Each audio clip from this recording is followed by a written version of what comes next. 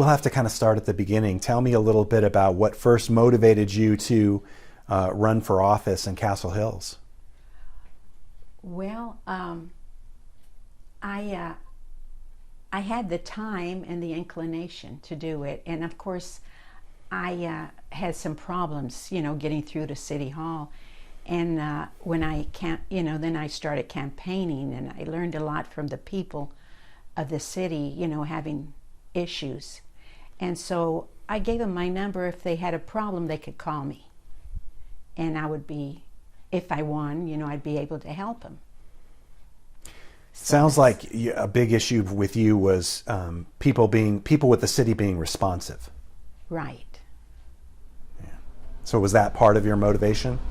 Yes. Well, and I wanted to give back to my community. I'm retired, and I had the time, and I used to go to all the meetings. In fact, I was on the police committee for a while. And so that's what I did. All right, so tell me what happened. What was the conflict? Well, I campaigned, I won the election, became the first Hispanic woman to be on Castle Hills City Council. And I heard that at my first meeting, we would be evaluating the city manager. So my supporters and myself circulated a petition. And we got over 300 signatures. So at my first meeting, that petition was turned in. And it was very hostile. People were allowed to jump up out of their seats and say negative remarks directed at me. And the meeting went until 12 midnight. So we agreed to meet again the following day to try to finish what was on our agenda. At that meeting, we went through everything, it ended, and I got an open records request from the person who had lost the election to me.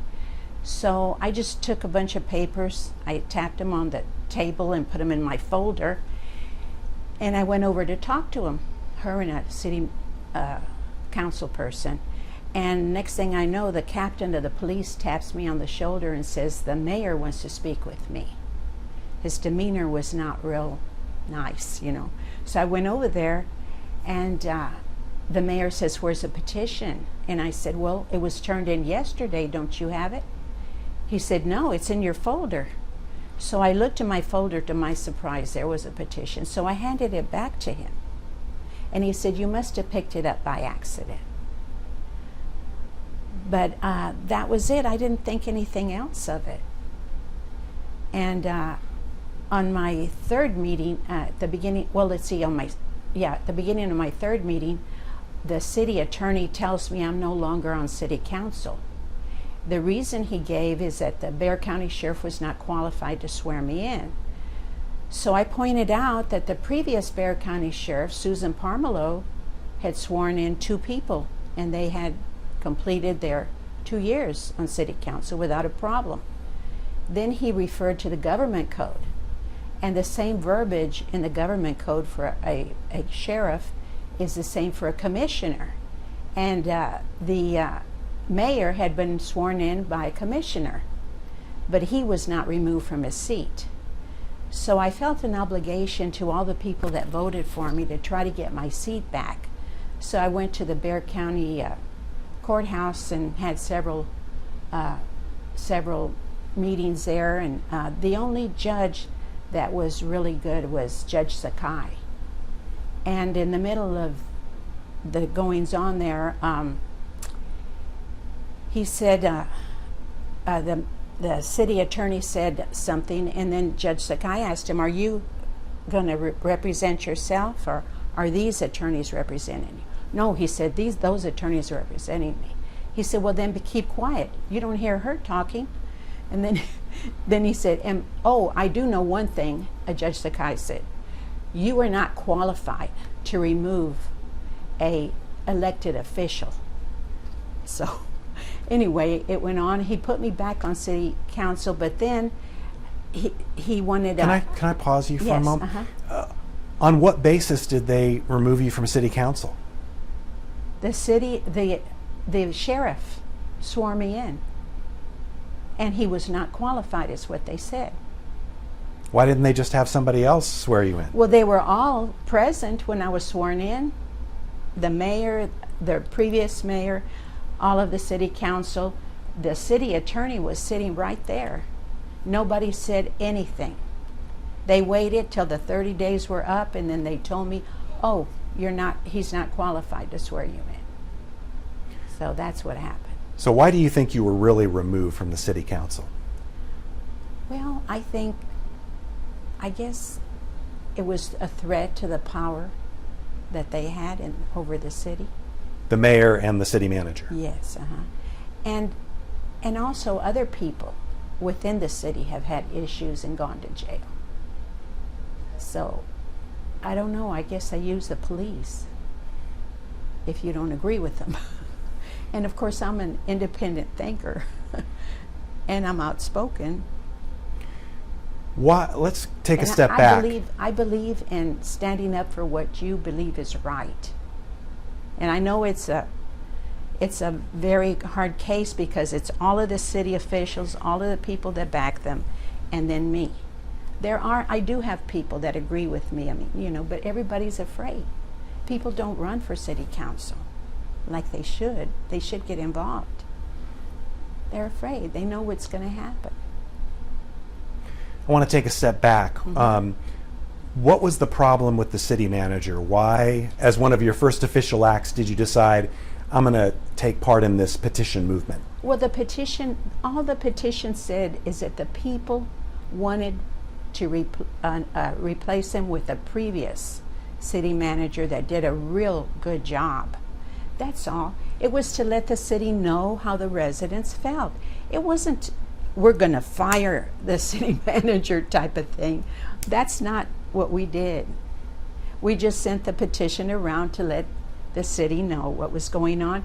And I was going to vote, when we evaluated him to keep him or whatever. And I wanted them to see that I was voting for the residents, what they wanted. I was representing them.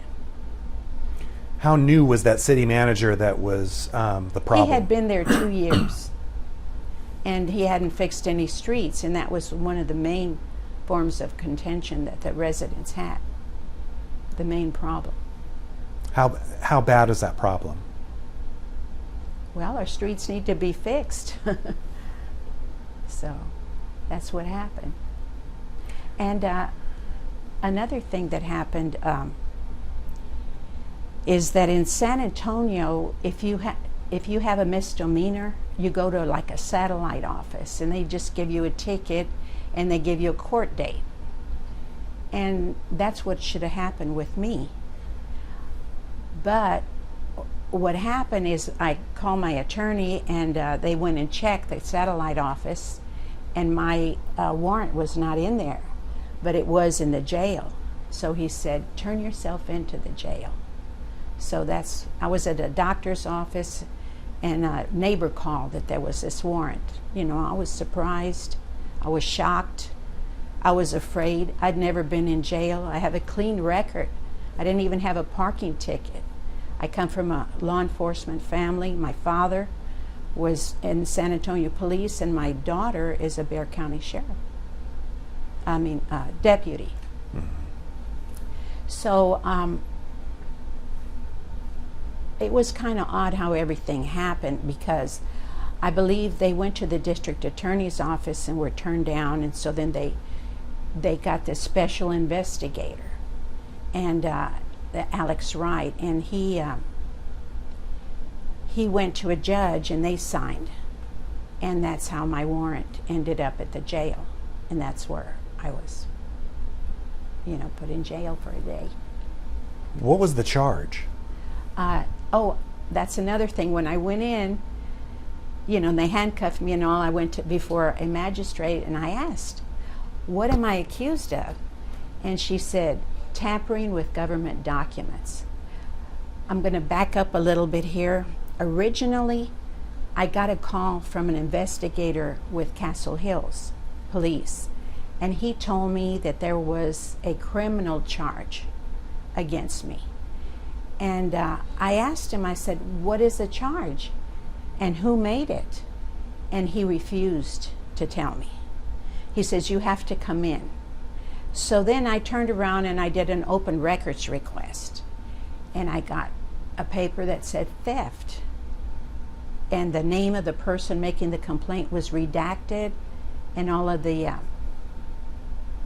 information wasn't there. So I called my criminal attorney, and he told me, do not talk to the police. They're fishing for something to charge you with. Do not talk to them. And then that's what happened. I was really kind of scared, you know, going to jail, and then I was kind of saddened because the person that pressed charges on me was J.R. Trevino, the same person that said, oh, you must have picked it up by accident. So that's exactly what happened. We kind of blew past that part, so I need to understand in my mind. So the petition was submitted. You're at a council meeting. What were they expecting you to do with that petition? I mean, why was it an issue at all that you had it with you? I don't understand.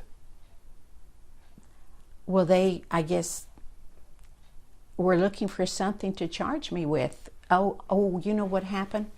One of the city council members, he wrote an article in the newsletter on how to remove a city council person. And they used that as a blueprint on what they did to me. Why did they want to remove you? I was a threat. I was a threat. And they wanted to have power over the city manager. They did not want to lose him. He, you know, they were plotting together on what to do, I guess. And this guy put it in the newsletter. And 6 people filed a lawsuit against me also. One of them lives across the street from my opponent that lost the election. They ended up replacing me on the city council with the lady that lost the election, Amy McLean. So you kind of feel like that candidate was involved in all this? Yes. So when you say that you were a threat, it was mainly the city manager issue. They felt that you might be successful in removing the city manager, so they wanted you gone. And I think that some of the other city council members had already heard, you know, from residents, and they might have voted. I don't know how it would have ended up. I was just one vote, you know, on the city council. I couldn't remove the city manager myself. What does this say about, you know, running for office in this day and age, and the kinds of things that can happen to you if you say the wrong thing? It's a very sad thing, you know, for this to happen here in the United States. It's almost like the Gestapo, okay? Because when the district attorney's office wanted to dismiss the case, or was going to dismiss the case, then the chief of police and his 2 investigators said that I forged 300 names, or 300 plus names, that I forged them.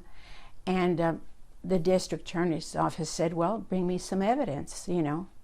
So they sent a police officer to every person that signed the petition. And the people were so intimidated. They were afraid. They saw a police officer at their door. They thought, oh my God, they're going to arrest me and take me to jail like Sylvia. So it was not a good thing. It was really, it was terrible for the people. I feel sorry. You know, their freedom of speech was blocked. All the people that voted for me, 53% of the city, where did their vote go? They lost their vote, their speech. I want to do this myself, and I know it's not an easy thing. It's a David and Goliath fight here. But I want to pave the way for the next person that runs for city council so that they won't be silenced the way they have silenced me. It's did you ever think that you were going to be before the Supreme Court? No, I never dreamed that would happen. But I mean, a little town like Castle Hills and a little old lady like me going to the Supreme Court, no, but it's exciting. And I'm hoping to help other people too, because there's a lot of people waiting to see what the Supreme Court is going to do about qualified immunity. I mean, people can break the law and then they hide behind qualified immunity. Look at that policeman that put his knee on the prisoner's neck and the man died. And people tried to save him, but he was the police. There's nothing you could do about it. So it's very sad that all of this happened. Qualified immunity has been around for a while. There have been people who've complained about it. Do you think that you've got a chance to really change something here? I do. I mean, I understand. I think qualified immunity is a good thing. I mean, that law was put out there by the Supreme Court. And it's good for the police, especially when they have to make a split-second decision. But it took them 2 months to get me thrown in jail. So if I was such a bad criminal, because the way they did it, you know, going to a magistrate is reserved for really bad criminals, that they don't want them out in the street. That's the way they put them, you know, in jail. So, so in instances like this, where you think qualified immunity is being misused, there should be some recourse. I think so. I'm hoping that the Supreme Court sees that qualified immunity, sometimes people hide behind it and they're breaking the law, like what they did to me. So that whole issue with the document, you think that was what's the word that I'm searching for? Was that just a pretext to go after you? I guess so. I don't know. You know, I mean, all the petition was a piece of paper with people signing that they wanted this other city manager. Apparently they were not happy with the one we had, but it was not to force them to remove him or anything like that.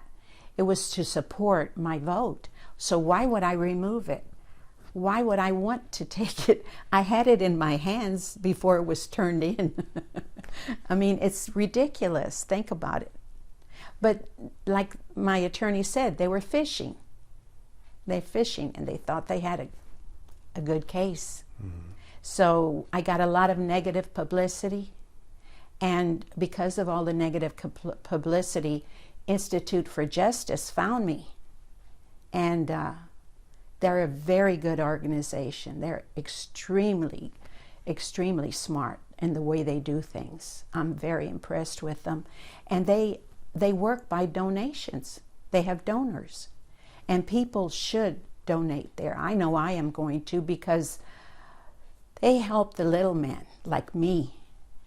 I thought, you know, after I'd spent a lot of money and not gotten anywhere, I thought, well, I'll just let it go. You know, what else can I do? I'm retired. I'm on Social Security. So I can't be spending money like that.